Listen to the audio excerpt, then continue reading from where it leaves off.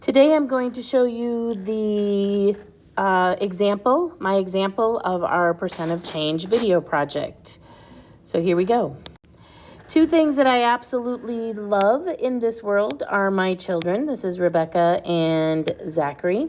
And so I decided to use them, or one of them, to do my video project. And in fact, I am going to use Rebecca. One of Rebecca's favorite things to do is lift weights. So here is my question. Here's the question. When doing a hip thrust, what percent does Rebecca's weight increase? So here's our before. Hip thrust with 177 pounds.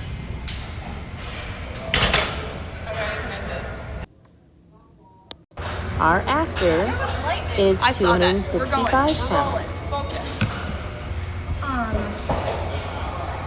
Press play and enjoy the masterpiece.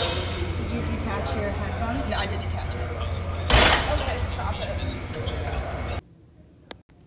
So to do our calculations, I took the weight that she started with, which was 177 pounds, and the weights that she ended with, which was 265 pounds.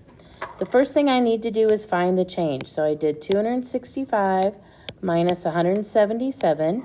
Using my calculator, I came up with 88 pounds of change. So that's our change. So now I'm going to set up my percent proportion. She started with 177 pounds, and 88 was our change. So I'm going to take 177 divided by 100. So I'm going to divide it by 1.77. So I took 88 divided by 1.77, and that gave me a really long decimal, so I'm going to round it to the nearest tenth. It would be 49.7%. So my answer is Rebecca's weight increased